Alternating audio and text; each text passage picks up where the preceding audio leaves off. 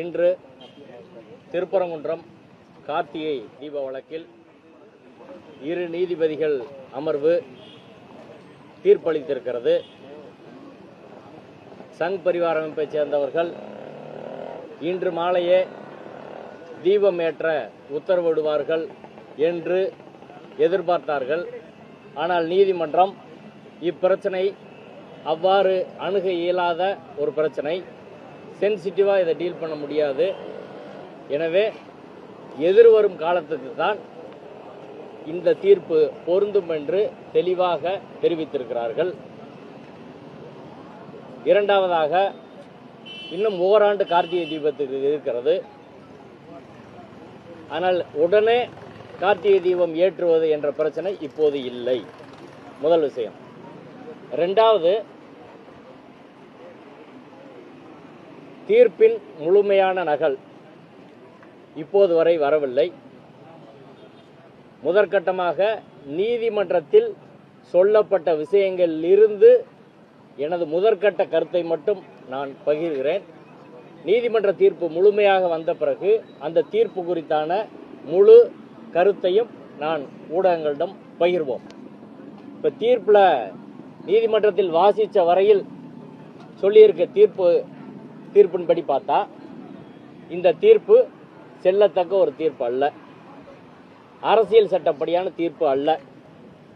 ஏற்கனவே உயர் நீதிமன்றத்தின் இரு நீதிபதிகள் 2 முறை வழங்கிய தீர்ப்பை மீண்டும் 2 நீதிபதிகள் பரிசீலிக்க முடியுமா அப்படின்னா முடியவே முடியாது.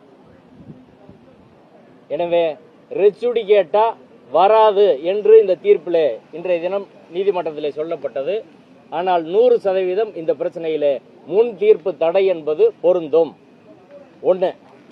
ரெண்டாவது, கோயில் ப்ரூவ் பண்ணணும் அப்படின்னு சொல்லியிருக்கிறாங்க. இது எங்களுக்கு விசித்திரமா தெரியுது. ஆடுகோழி வெட்டக்கூடாதுன்ற வழக்கில் ஆடுகோழி வெட்டக்கூடாதுன்னு அனுமன் சேனா, இந்து மக்கள் கட்சி எல்லாம் வழக்கு போட்டார்கள். அந்த வழக்கு 2 நீதிபதிகள் முன்பு நீதிபதிகள் நிசாபானு சிறுமதி முன்னாடி விசாரணைக்கு வந்துச்சு. அந்த வழக்கில் நீதிபதி நிசாபான் அவர்கள் எல்லா வழக்கையும் தள்ளுபடி பண்ணாங்க. நீதிபதி சிறுமதி அவர்கள் தர்கா தரப்பு ஆடுகோழி வெட்டும் பழக்கம் அங்கு பலகாலமாக இருக்கிறது என்றால் நீங்கள் சிவில் நீதிமன்றத்தை அணுகி அந்த பழக்கத்தை உறுதி செய்ய வேண்டும் என்று உத்தரவிட்டார். அந்த உத்தரவு 2 நீதிபதிகளுக்கிடையே முரண்பட்ட கருத்து இருந்தால் 3வது நீதிபதியான திரு விஜயகுமார் அவர்களிடம் சென்றது. விஜயகுமார் அவர்கள் அதே கருத்தை கோயில் அல்லது 172.2 ஏக்கர் திருப்பரங்குன்றம் மலை மொத்தமும் தொல்லியல் துறையின் கட்டுப்பாட்டில் இருப்பதால் தொல்லியல் துறை அனுமதியோடு தான் அங்கு எந்த நிகழ்வையும் பண்ண முடியும் என்று நீதிபதி திரு விஜயகுமார் அவர்கள் உத்தரவிட்டார். ஆடுகோழி வெட்ட தடை விதிக்கப்பட்டது. அதில் அவர் என்ன சொன்னார்னா, சிவில் கோர்ட்டை அணுகி உங்கள் பழக்கம் கஷ்டம் நிரூபிச்சுக்கோங்க அப்படின்னு சொல்லிட்டாங்க. இன்று அந்த தீர்ப்பு 3 நீதிபதிகள் அடங்கிய அமர்வின் தீர்ப்பு.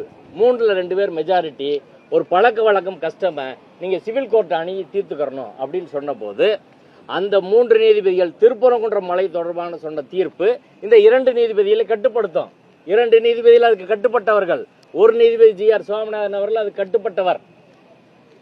இப்ப தர்கா பழக்க வழக்கத்தை சிவில் கோர்ட்ல நிரூபிக்கணும்னா அந்த 3 நீதிபதிகள் தீர்ப்பின்படி தர்கா பக்கத்தில் இருக்கக்கூடிய தீபத்தூண் அல்லது சர்வே தூண் அல்லது வெறும் கிரானைட் தூண் என்று சொல்லக்கூடிய அந்த தூணில் கார்த்திகை தீபம் ஏற்றும் வழக்கம் இருந்தது என்பதை எங்க போய் நிரூபிக்கணும்? யார் நிரூபிக்கணும்? எவிடன்ஸ் ஆக்ட் என்ன? செக்ஷன் 101 பழைய எவிடன்ஸ் ஆக்ட், புது ஆக்ட் செக்ஷன் 104ல் யார் நீதிமன்றத்துக்கு வருகிறார்களோ அவர்தான் அவர்களுடைய பழக்கத்தை நிரூபிக்க வேண்டும். நீதிமன்றத்துக்கு வந்திருக்கிறது யாரு? ராமரவிக்குமார் வந்திருக்கிறாரு, இன்னும் கொஞ்சம் பேர் வந்திருக்கிறாங்க. அப்ப அவர்கள் சிவில் நீதிமன்றத்தை அணுகிதான் அந்த பழக்கத்தை நீண்ட காலமா இங்க கார்த்திகை தீபம் ஏத்திக்கிட்டு இருந்தாங்க. 6ஆம் நூற்றாண்டுல ஏத்துனாங்க, வெள்ளையர் காலத்துல ஏத்துனாங்க, அப்படியெல்லாம் சொல்லியிருக்கிறாங்களே. அவர்கள் தானே போய் சிவில் கோர்ட்டுக்கு போனோம். அதுதானே 3 நீதிபதிகளின் தீர்ப்பு. தர்காவுக்கும் ஆர்டிகல் 25ல உரிமை இருக்கு, ராம ரவிக்குமாருக்கு ஆர்டிகல் 25ல உரிமை இருக்கு. ஆர்டிகல் 25 படியான மத உரிமை என்பது எல்லாருக்கும் தானே. இதுல இந்த மதத்துக்காரங்களுக்கு இல்ல இந்த அமைப்புக்காரங்களுக்கு அப்படின்னு இருக்கா? எல்லாருக்குமான உரிமை தானே. அப்ப சிவில் நீதிமன்றத்தை அணுகணும் ஆடுகோழி வெட்டுறதுக்குன்னா, கார்த்திகை தீபம் ஏற்றுவது பழக்கமா இருந்தா அவர்களும் சிவில் நீதிமன்றத்தை தான் அணுக வேண்டும் என்பது 3 நீதிபதிகள் தீர்ப்பு. 3 நீதிபதிகள் தீர்ப்பு முரணாக 2 நீதிபதிகள் தீர்ப்பளிக்க முடியுமா? இந்த தீர்ப்பு எப்படி சொல்லும்? எந்த தீர்ப்பை சொல்றது? ரெண்டாவது விஷயம், ஏற்கனவே இந்த கார்த்திகை தீப பிரச்சனையில 5 தீர்ப்பு இருக்குங்க. இந்த 5 தீர்ப்புல 2 டிவிஷன் பெஞ்ச் தீர்ப்பு. டிவிஷன் பெஞ்ச் தீர்ப்பு மட்டும் கிடையாது, இது 1923ல மதுரை 3வது சார்பு நீதிமன்ற நீதிபதி ராம ஐயர் அவர்களால் இந்த கஷ்டமா இல்லையா என்ற பிரச்சனையும் தீர்க்கப்பட்டிருக்கு. அதுக்கப்புறம் அன்னைக்கு உயர் நீதிமன்றத்துக்கு போயிருக்கிறாங்க. அதுக்கப்புறம் உச்ச நீதிமன்றம் அன்றைய பிரிவு கவுன்சில்ல இறுதியாக இந்த வழக்கு தீர்க்கப்பட்டது. அந்த உச்ச நீதிமன்றம் என்ன சொல்லியிருக்கிறாங்கன்னா, அன்றைய உச்ச நீதிமன்றம் அந்த தீர்ப்பு இன்னைக்கு வரை லீகலி வேலிட், அதை அவங்களும் மறுக்கல. ராமரவி தரப்போ யாரும் மறுக்கல. என்ன சொல்றாங்கன்னா, 1862ல 1912ல 2 முறை மலை உச்சியில் தர்கா அருகே இருக்கக்கூடிய இடத்தில் கார்த்திகை தீபம் ஏற்றக்கூடிய முயற்சி மேற்கொள்ளப்பட்டது. அந்த முயற்சி அன்றைய அரசால் முறியடிக்கப்பட்டது. அன்னைக்கு டிஸ்ட்ரிக்ட் ஜட்ஜ், அன்னைக்கு டிஸ்ட்ரிக்ட் கலெக்டர் தான் டிஸ்ட்ரிக்ட் ஜட்ஜ்.